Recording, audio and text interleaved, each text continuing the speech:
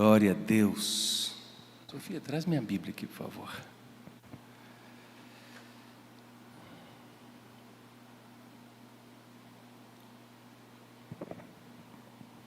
Irmãos, nessa noite eu quero compartilhar com vocês uma palavra. Obrigado. Para nós estarmos edificados por esta palavra que transforma a nossa vida. Quantos podem dizer? Quantos podem dizer amém? Está dando uma falhada nesse microfone aqui.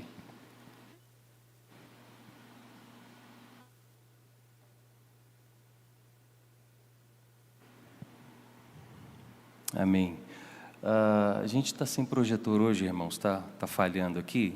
Então eu quero que você abra, por favor, a sua Bíblia, ou ligue a sua Bíblia, se você não trouxe a Bíblia em papel, você pode ligar sua Bíblia no seu celular, não caindo na tentação de ficar zapeando.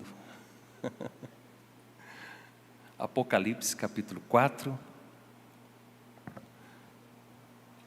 livro de Apocalipse capítulo 4, verso 11.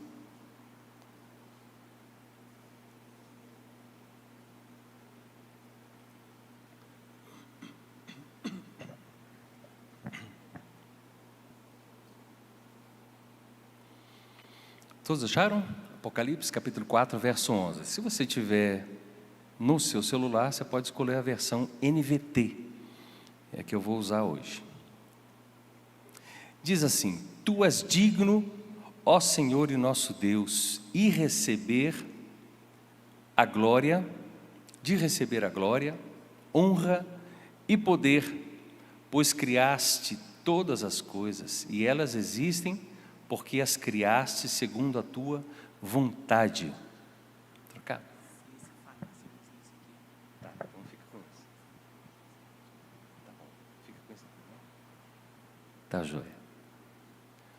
Mais uma vez, verso 11: Tu és digno, ó Senhor e nosso Deus, e de receber a glória, honra e poder, pois criaste todas as coisas e elas existem, porque as criaste segundo a tua vontade. Amém pela palavra de Deus? Glória a Jesus.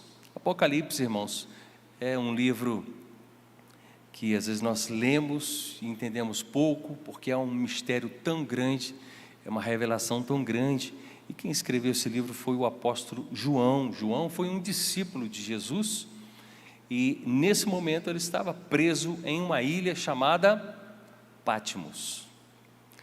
Patmos é uma pequena ilha da Grécia que fica a 55 quilômetros da Turquia. Para termos uma localização geográfica, era uma ilha que Roma usava para banimento após uma perseguição aos cristãos. Nessa época, Paulo foi levado para lá. Um senhor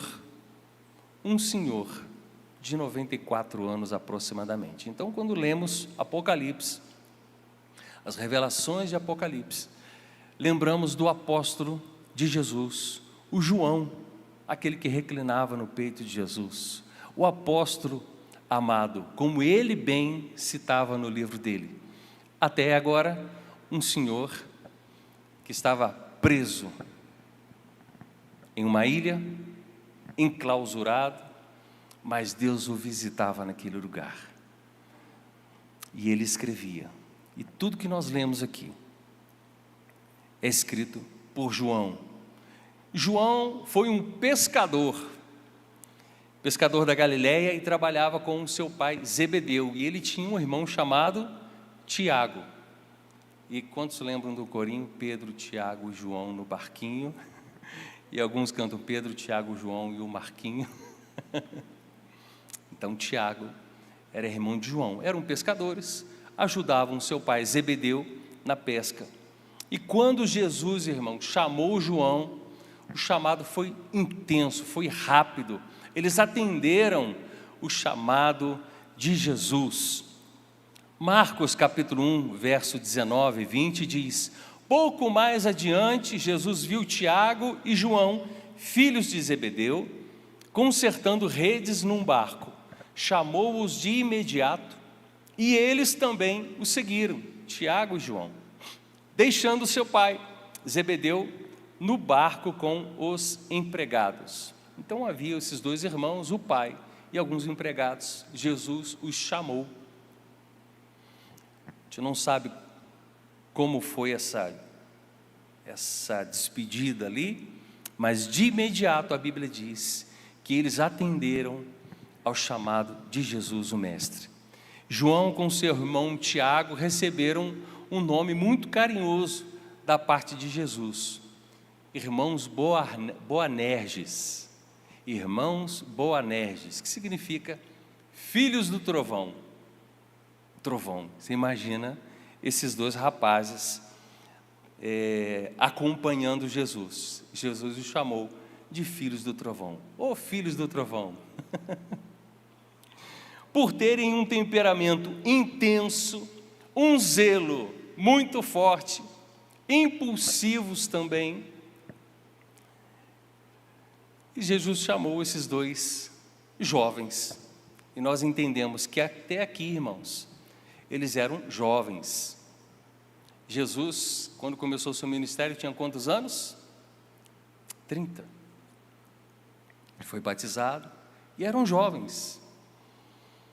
E esses irmãos aqui eram bem impulsivos, até então, antes de serem transformados por Jesus.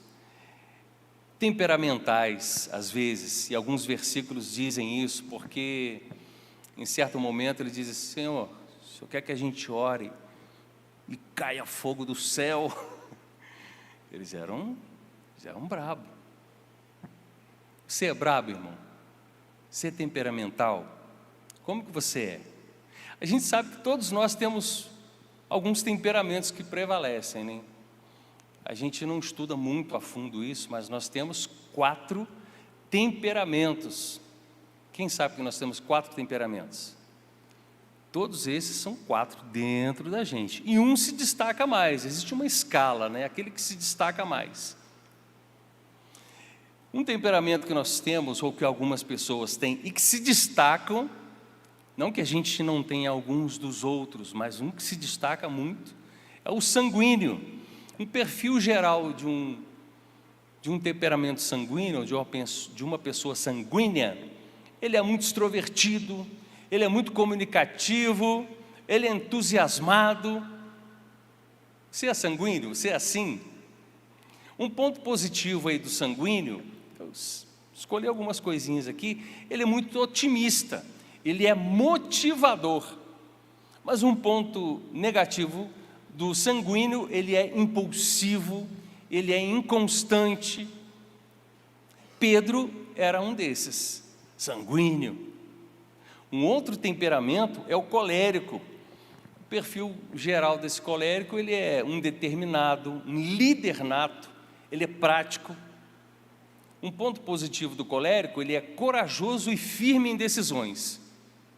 E um ponto negativo do colérico, ele é muito autoritário, explosivo, impaciente. Você está se localizando um pouquinho? Será que você é sanguíneo? Será que você é colérico? Mas tem mais 2, o melancólico. O perfil melancólico, ele é profundo, ele é sensível, ele é analítico. Um ponto positivo do melancólico, ele é compassivo, ele é perfeccionista, ele é fiel. Tem gente que é perfeccionista, né? Tem gente que é muito organizado, tem gente que chama de toque, né? Tem gente que tem toque, né? Viu? O celular ele acerta. Mas tem gente perfeccionista. Um ponto negativo do melancólico, ele é autocrítico excessivo. Jeremias é um exemplo dele. O do colérico tem o Moisés. E o outro é o fleumático. O perfil geral do fleumático, ele é calmo, ele é estável, ele é pacificador. E um ponto positivo desse fleumático, ele é paciente, equilibrado, leal, ele é confiável. E um ponto negativo, ele é passivo, ele é procrastinador. Não, espera, vamos deixar um pouquinho, vamos analisar isso aí. Abraão foi um exemplo de fleumático. E João? Você falou de João, que ele era impulsivo. Era. E alguns versículos falam isso. João é considerado um melancólico. Melancólico, profundo, sensível, analítico. Se você vê os escritos de João, filhinhos, amai-vos. Ele é muito nessa vibe que os jovens falam, né? Então João, ele era muito considerado melancólico, sensível às relações, tem ênfase no amor, tem ênfase na comunhão. Mas antes de amadurecer e nós lermos os escritos de João, ele tinha traços coléricos. Então todos nós temos traços desses 4 temperamentos, mas um vai se destacar. Muito legal quando a gente aprende um pouquinho sobre isso, não é verdade? O que aconteceu com João? João não mudou sua personalidade. João mudou o seu caráter. Mais importante, além de saber um pouco sobre nós, irmãos, sobre quem somos nós. Eu falei isso, não era para mim falar, eu fiquei nervoso, eu estou enrolando muitas coisas. Procure estudar um pouquinho sobre você, é bom a gente entender. Tem testes, né, sobre temperamentos, procura lá na internet, faz um teste. O que eu sou? A gente se desconhece muito nesse sentido, do nosso temperamento. Por que a gente age assim? Mas mais importante do que a gente aprender um pouco sobre nós, e é importante, ou sobre o nosso temperamento, é saber que Deus nos fez. Deus me fez assim. Eu tenho um temperamento, eu não posso mudar isso, eu posso mudar o meu caráter, eu posso controlar isso aí. Ele nos formou e tudo que temos, inclusive as nossas características emocionais, devem ser colocadas à luz da palavra, diante de Deus. João foi assim, tinha esses traços coléricos, mas ele foi tratado pelo Senhor, pela palavra dele. É entender, irmãos, acima de tudo, que o Espírito Santo, ele não apaga, ele não anula o que nós somos. Quando as pessoas falam assim, olha, Jesus quer mudar a sua vida, a pessoa às vezes fica com dúvida, mudar o quê? Vai mudar o quê em mim? Eu sou assim. Vai mudar o quê? O interior, o caráter, a forma de pensar, de agir. Ele não vai anular o que somos, mas ele trabalha sobre o nosso temperamento, gerando os frutos do Espírito. E aí entra os frutos do Espírito. Os frutos não são nossos, é do Espírito. Então, quando o Espírito entra e faz morada no nosso coração, ele começa a trazer um equilíbrio nos nossos temperamentos. Se é explosivo, você não vai explodir mais, seu pavio vai ficar maior. Você tinha um pavio pequeno, o Espírito Santo vai cuidar desse coração, né, para não estourar, para não falar coisa que não deve falar, fazer coisas que não deve fazer. E aí entra o fruto do Espírito, a paz, tudo que envolve a ação do Espírito Santo em nós.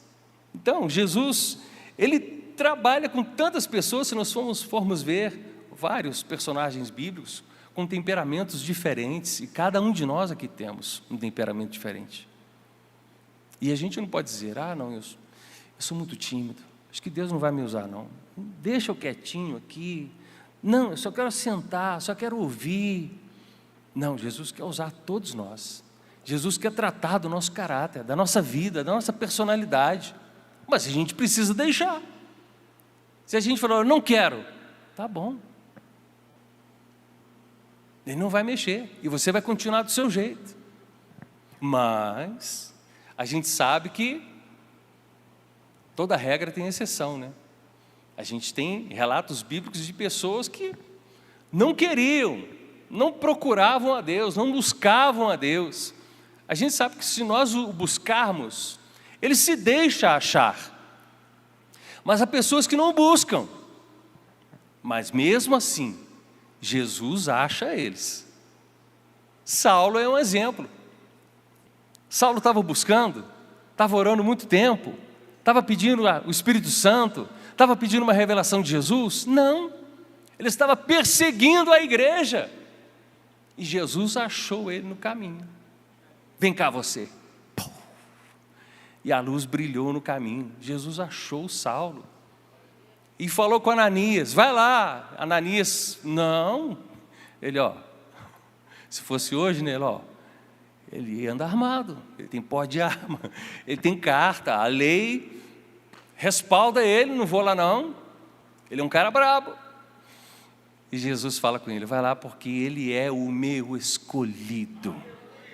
Pronto. Glória a Deus por isso.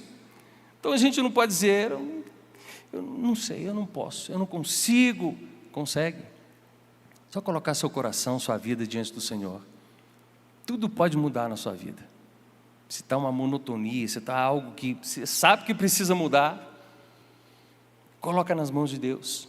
Jesus tem um plano para mim e para você. Você crê nisso? Crê mesmo?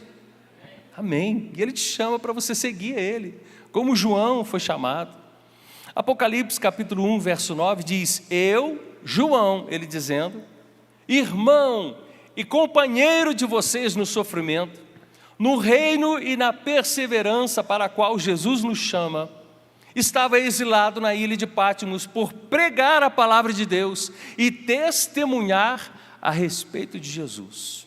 João, ele recebeu revelações, mistérios, visões do futuro dada pelo próprio Deus, tendo momentos de arrebatamento, de visões. Ele estava preso em uma caverna, em uma prisão. Um senhor estava enclausurado e Deus falou com ele naquele lugar. E a gente acha que Deus só fala com a gente na igreja. Não, eu vou lá na igreja para Deus falar comigo. Deus fala com você, irmão, em qualquer lugar. No seu trabalho, na sua escola, na rua, no ônibus, no trânsito. Às vezes eu estou trabalhando lá, no meu local de trabalho, e aí Deus começa a falar alguma coisa comigo, começa a meditar alguma coisa. Eu falei, um papel, tem que pegar um papel, eu pego um papel, vou, anoto e coloco no bolso. Deixo guardadinho. Depois chego em casa, passo a limpo, medito um pouquinho. Por quê? A gente tem que aproveitar esses momentos. Às vezes tem coisas que Deus começa a falar, a revelar alguma coisa no nosso coração, a gente, agora não dá, Deus, estou trabalhando, agora não dá, não tem como parar. Rapidinho, anota um versículo, anota uma frase, você vai lembrar daquele versículo e Deus vai falar com você depois. Deus fala com você em todos os lugares. Esse capítulo 4 do verso 11, todo esse capítulo 4 aqui, ele fala da adoração no céu, fala do trono no céu. E essa declaração do verso 11 é dos 24 anciãos que se prostram, lançam suas coroas diante de Deus e o adoram. Por que eles lançam as coroas? O que é uma coroa, irmãos? Coroa de um rei, né? O que a coroa simboliza? A autoridade, a honra, a recompensa, a posição. Então, é um gesto de que toda a autoridade pertence ao Senhor. Eles lançam suas coroas e fazem essa declaração. Então, quando nós lançamos tudo que temos, que somos ou que alcançamos, não é mérito nosso, nós colocamos diante do Senhor, nada do que somos e temos pertence, é mérito próprio, pertence ao Senhor, porque Ele dá oportunidades, Ele chama. E as declarações de adoração a Deus, é porque Ele criou todas as coisas. Olha, Tu és digno, ó Senhor e nosso Deus, de receber glória, honra e poder, pois criaste todas as coisas. Deus criou todas as coisas pela sua poderosa palavra. Nós vemos isso lá em Gênesis. E algumas ordens divinas na criação foi: haja luz, e houve luz. Ajuntem-se, reproduza, povoem, multiplicai-vos. São ordens que o Senhor Deus deu. Ele criou todas as coisas, mas ao homem, Ele disse, façamos. E aí Ele pôs a mão na massa, no barro, Ele ajuntou, Ele formou o homem. E formar dá uma ideia de espremer numa forma, ser Predeterminado. O rostinho, a orelha. Predeterminar, esse verbo refere-se à ação de fixar, estabelecer ou estipular uma coisa com antecedência. Ele preparou todas as coisas e aí formou o homem. Em qual dia? No 6º dia. No 7º ele descansou. Então ele formou o homem por último e ele colocou a mão no homem, ele imprimiu a digital nele, no homem, e soprou em suas narinas, e o homem se tornou um ser vivente, para ter comunhão com ele,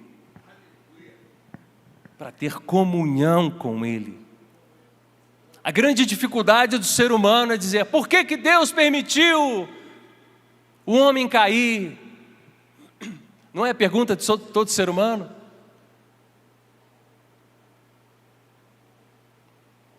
Aquela árvore lá no meio do jardim, por quê? Existia um lugar na terra tão maravilhoso quanto o jardim do Éden, descrito, nós que vemos? Não tinha. E o que Satanás foi fazer lá dentro? São perguntas, muitas perguntas, que às vezes nós não temos respostas. Deus, irmãos, Ele é soberano e poderoso, e não cabe muito no nosso pensamento. Eu só sei que Deus é soberano, está no controle de todas as coisas, nada foge do controle dEle. E digo que Deus está no controle não porque Ele controla, Ele sabe de tudo que acontece com você, com cada passo, com cada respirar. Esse respirar que você faz, que você dá, é fôlego de Deus em você. Ele formou o homem e Ele fez tudo predeterminado, ou seja, fomos criados com um propósito. Fomos criados por um propósito. Que propósito é esse? Nós falamos tanto de um propósito, né? Existem vários propósitos. E é bom saber, é bom conhecer, é bom entender e descobrir o propósito de nós estarmos aqui na Terra. Passarmos aí 70, 80 anos, 90 anos.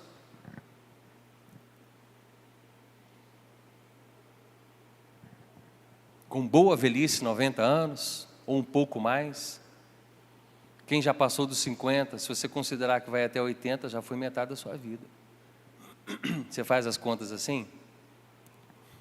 Às vezes eu penso, eu não sei até quando eu vou viver.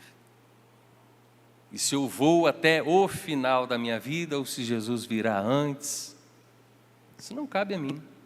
Eu preciso entender que o Senhor está morando em mim, no meu coração, e eu preciso descansar a minha vida. Não posso me preocupar com muita coisa não, irmãos. Sabe aquela criança, aquele filho que você tem pequenininho, que não se preocupa com as suas contas que você está pagando? Ele quer você, ele quer seu carinho, ele quer sua atenção. Dorme um pouquinho comigo. Vai dormir na sua cama. Ele quer a tua atenção, cara. Ele quer que você deita com ele.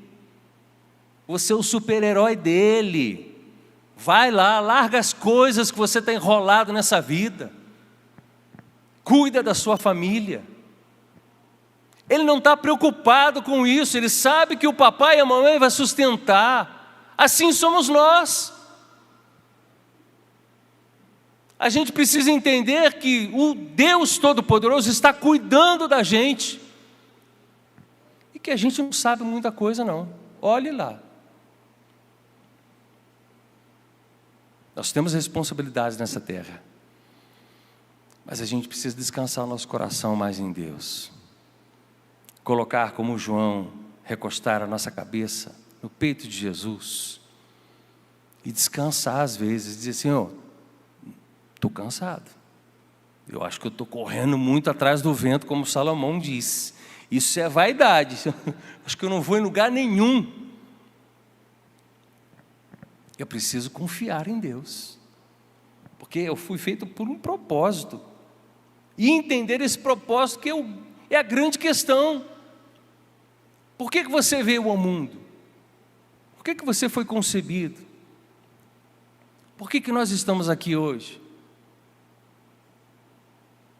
Precisa estar muito firme no nosso coração isso, na nossa mente. Nós congregamos numa igreja, nós temos uma liderança, um pastor, nós temos um alimento espiritual. Essas coisas precisam estar muito bem organizadas na nossa cabeça.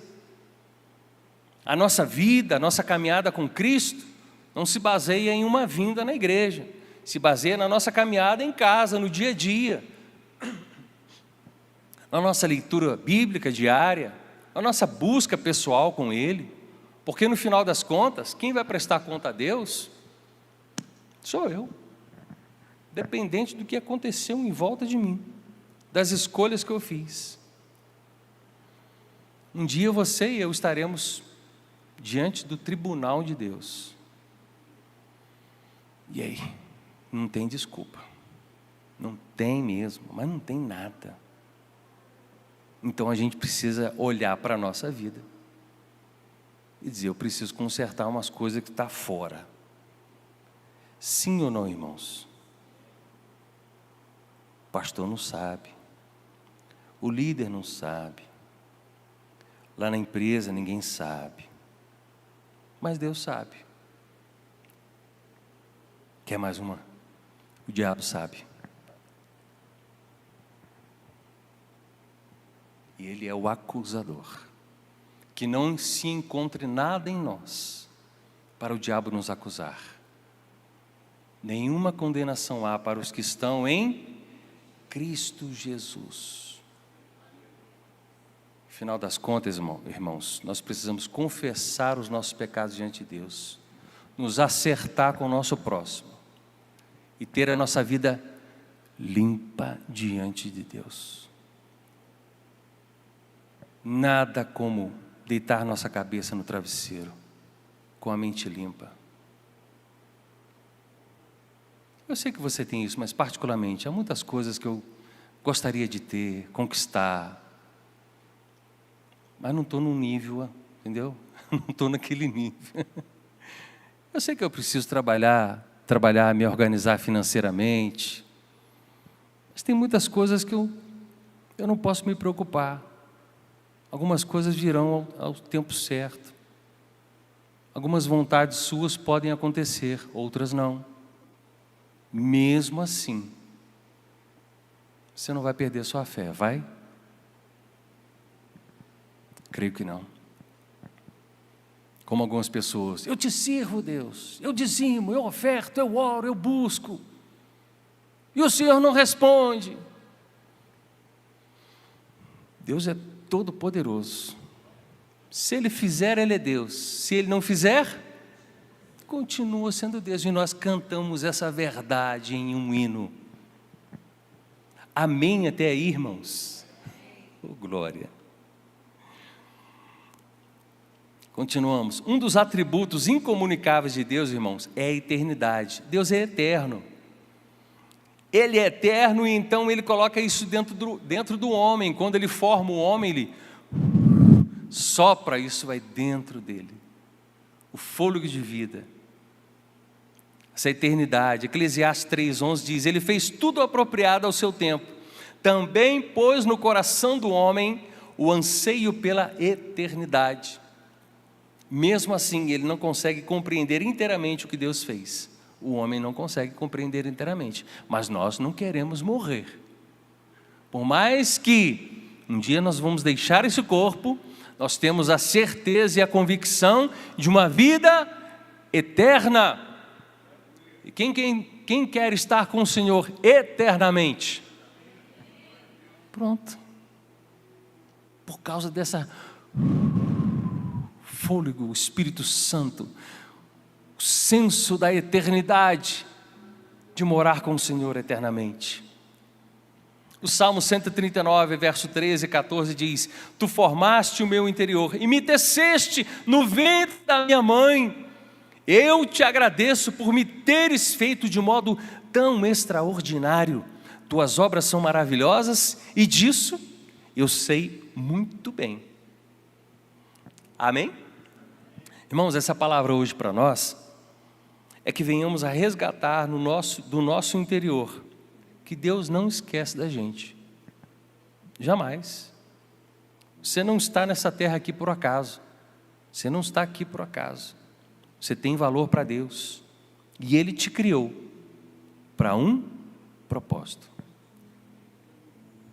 Parte B do verso 11 diz: Tu criaste todas as coisas, por causa da tua vontade vieram a existir e foram criadas.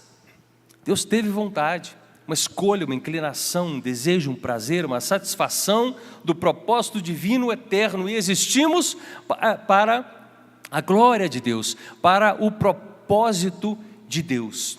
E o primeiro propósito da vida do ser humano é o quê? Dar satisfação a Deus, alegria, agradar, dar alegria a Deus, agradar a Deus. Que maior relevância, irmãos, poderia o ser humano alcançar? Hebreus 11:6 diz que sem fé é impossível agradar, dar alegria ao teu Deus, precisa de fé. Mas Jesus é carente? Deus é carente? Não, irmãos, Deus não é carente. Agradar a Deus não é suprir uma carência de Deus. Deus não é carente, nem emocionalmente dependente da criatura. Atos 17, 24 e 25 diz: Ele é o Deus que fez o mundo e tudo que nele há. Uma vez que é Senhor dos céus e da terra, não habita em templos feitos por homens, e não é servido por mãos humanas, pois não necessita de coisa alguma. Ele mesmo dá vida e fôlego a tudo e supre cada necessidade. Ele é todo poderoso, Ele não é carente, mas nós somos carentes de Deus, e nós precisamos agradar a Ele. E agradar não é no sentido, agradar a Deus é no sentido relacional, não psicológico. Entende isso? Agradar é viver em conformidade com a vontade dEle, o caráter e o propósito de Deus. E é necessário ter fé. Sem fé, não tem jeito, irmão. Sem fé não tem jeito. Sem fé, a pessoa quer agradar a Deus. Sem fé, se torna impossível a relação com Deus. Impossível. Não, eu creio em Deus, eu acredito em Deus, eu faço minhas orações, eu faço minhas preces, mas não tem fé. É religioso. Se não tiver fé, é impossível o relacionamento com Deus. Por quê? Porque reduz Deus a um objeto de uso, a uma ideia intelectual, um meio para benefícios próprios. Então a nossa relação com Deus precisa ter fé. Amém até aqui? Dar prazer a Deus é o que se chama adorar.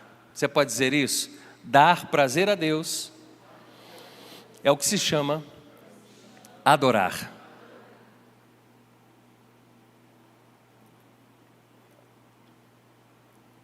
Então nós somos planejados para agradar a Deus, ou planejados para adorar a Deus. Apocalipse capítulo 4 fala sobre adoração. Os 24 anciãos estavam jogando suas coroas e adorando a Deus e glorificando a Ele, porque Ele criou todas as coisas. Salmo 147, verso 11 diz: O Senhor se agrada dos que o temem. Olha, Ele se agrada dos que o temem, dos que põem a esperança em seu amor. Então nós somos chamados, irmãos, para adorar a Deus. Adorar não é um momento de música que nós temos aqui. Não, é o quê? Não, é também. Mas não se define só um momento de música. Música é música. Porque tem música que não adora a Deus, não é verdade? Fato. Mas a música que nós vamos fazer aqui, ou fazemos aqui, na verdade, é para adorar a Deus. Então, a adoração é com música. A adoração é sem música. A adoração é você sozinha, em casa, limpando a casa, botando um radinho lá e adorando e cantando. A adoração a Deus é você obedecendo o seu pai e a sua mãe. Amém? Adoração é isso, é mais do que a música. 1 Coríntios 10, 31 diz: portanto, quer vocês comam, quer bebam, quer façam qualquer outra coisa, façam para a glória de Deus. Adorar é glorificar a Deus. E Paulo está dizendo aqui que quer vocês comam, quer vocês bebam, quer façam qualquer outra coisa. Tudo precisa ser feito para a glória de Deus. O fato é, o propósito é inicial, como nós já falamos. Fomos planejados e chamados para adorar a Deus. Então até o que a gente come, irmãos, está adorando a Deus. Ou não. O que a gente bebe está glorificando e adorando a Deus ou não. A roupa que vestimos, como nós nos comportamos, como nós falamos. Compartilhei uma palavra com o Ministério de Louvor aqui no domingo antes do culto. Uma passagem que diz: não vos embriagueis com vinho onde há contenda. Quantos já ouviram esse versículo? Ah, irmão Will, não é para se embriagar. Ah, entendi. Todo mundo quer entender que não é para se embriagar. Não vos embriagueis com vinho onde há contenda. O que é contenda? Briga. Aquela bagunça. Mas enchei-vos do Espírito. Essa parte ninguém fala, né, irmão Will? O quanto de Espírito que eu preciso me encher? Não, ele quer saber o quanto que ele não pode beber para não se embriagar. Ora, irmãos, por favor. Por favor. A gente não deve ser pedra de tropeço para ninguém no que a gente come, ou bebe, ou veste, ou fala. Tudo deve ser para a glória de Deus. Agora, o quanto de Espírito Santo, o quanto que eu preciso me encher dele, aí você vai perguntar ao Papai do Céu. E você vai entender que você vai precisar mais. E quando nós cantamos, eu tenho fome, eu tenho sede. Quantos cantam assim? Eu tenho fome de Deus, eu tenho sede de Deus. Por que se tem fome e sede de Deus e a gente não se alimenta, não bebe dessa água? Por que não se come? Por que não se bebe? Mas a gente canta que tem fome de Deus e sede de Deus, mas na prática, fez o seu devocional? Nem um dia da semana. Leu algum versículo hoje? Não. Tem fome mesmo? Você está com fome? A gente sabe que quando a gente fica doente, a gente não quer comer, né? A mamãe fala assim: tem que comer. Ah, não. Não é assim? Quando a gente está mal de saúde, a gente não quer comer, não quer beber. Mas quando as forças revigoram, nosso corpo volta, o que a gente quer fazer? Comer e beber. Então, a falta do alimento é porque está doente. Fato é. Não come da palavra, não bebe da palavra, tem alguma coisa errada, espiritualmente. Mas quando estamos sãos, curados, nós temos fome e sede, que o Senhor cure o nosso coração, para que voltemos a ter fome e sede da palavra, nos alimentar, nos nutrir dessa palavra, porque ela nos mantém espiritualmente fortalecidos. Amém por isso? Irmãos, Deus é um Deus de propósitos, e tudo que Ele faz, irmãos, tem um propósito.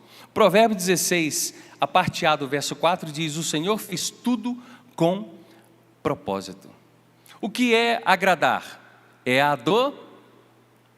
adorar, adoração. E adoração não é para o nosso benefício. Existem benefícios na adoração, sim, mas quando adoramos, nosso objetivo é agradar a Deus e não para a nossa satisfação. Em Isaías 29, 13, vamos ler aqui, Deus ele reclama de uma adoração sem entusiasmo e hipócrita ainda. O que é uma adoração hipócrita? sem verdade, sem sentido.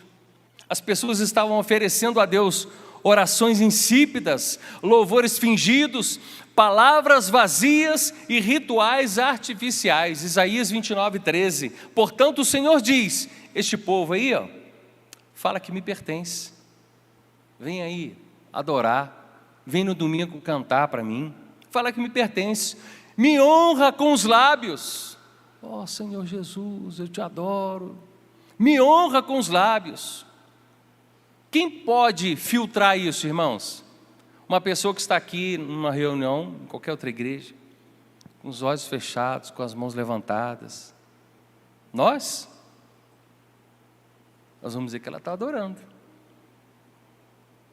Mas só quem sabe quem está adorando é Deus, porque Ele vê o coração. E aí Deus fala, olha, o coração está longe de mim, está me honrando, mas o coração está longe. A adoração que me prestam não passa de regras ensinadas por homens. Levanta a mão, bate a palma, se ajoelha, participa da reunião, porque senão fica feio, está todo mundo levantando a mão, mas o coração está longe, está afastado. Só o Papai do Céu está vendo o seu coração. Se está longe, irmão, se aproxima. O terceiro ponto é, a adoração não é parte da nossa vida, ela é a nossa vida. Cada atividade diária pode se tornar um ato de adoração quando fazemos para adorar a Deus. Colossenses 3:23, em tudo que fizerem, trabalhem de bom ânimo, como se fosse para o Senhor e não para os homens. Teu trabalho, teu estudo, que você faz para algum líder seu, faça de coração, como para o Senhor, não para agradar os homens. E este é um segredo de um estilo de vida de adoração. Nós adoramos quando servimos o próximo. Amém? Vou chamar o Ministério de Louvor aqui, para nós encerrarmos esse ponto. Você já descobriu qual o seu propósito aqui na terra, irmãos? Eu sei que Deus ele tem um propósito para a minha vida e para a sua. E Eclesiastes 3 diz que há tempo para todas as coisas. Nós temos um propósito por um período de tempo. Os ciclos acontecem na nossa vida. E isso muda de tempos em tempos. Mas acima de tudo há um propósito maior. De glorificar a Deus. Acima de todas as coisas. Se eu quero mudar de casa, se eu quero comprar algo, se eu quero congregar com alguns irmãos, tudo que nós fazemos pode ser uma vontade pessoal, pode ser um ciclo de Deus na nossa vida, mas em todas essas mudanças, tudo que acontece na nossa vida, o plano maior é agradar a Deus. É adorar a Deus. Nas suas decisões pessoais, quem vai responder é você. Mas acima de Deus, você precisa ter uma voz, a voz do Espírito Santo falando ao seu coração, trazendo paz. Sim, não é o momento, aguarde, espere. Propósito de vida do ser humano, ou de nós que conhecemos ao Senhor Jesus, não é ganhar dinheiro. Você pode trabalhar para ganhar dinheiro. Tem gente que tem uma habilidade muito grande e vai ganhar mais dinheiro ainda. Glória a Deus por isso. Mas não é só ganhar dinheiro, ser rico, ter a melhor casa, ter o melhor carro, o melhor emprego. Teu propósito, ou teu chamado é cumprir o propósito de Deus. Há uma frase que diz que o maior fracasso de um homem é ter sucesso naquilo que Deus não aprovou. O maior fracasso de um homem é ter sucesso naquilo que Deus não aprovou. Isso acontece muito, irmãos. Aqui na América Latina, do lado do Brasil ali, na América Latina acontece muito isso. As pessoas têm muito sucesso lá, mas Deus não aprovou, Deus não assinou embaixo. Oremos pela América Latina. No Brasil não acontece. Muito menos na nossa cidade. Vocês entenderam a palavra? Entenderam a palavra? Fique de pé no seu lugar. Tu és digno, ó Senhor e nosso Deus, de receber a honra, a glória e o poder, pois criaste todas as coisas, e nela existem, porque as criaste segundo a tua vontade. Que o Senhor olhe para nós nessa noite e, independente do seu temperamento, independente de como você foi criado, de como foi personalizado esse seu coração aí, a sua mente, suas vontades, seus traumas de infância, que você recebeu de imagem dos seus pais e que isso veio de criação para você, que talvez você encontre isso realmente um empecilho, você coloque a sua vida diante do Senhor e diga: Senhor, vem com teu fruto do Espírito e muda o meu caráter, muda a minha vida, Jesus, muda meu coração, que o propósito eterno de Deus se estabeleça na minha vida, na minha casa.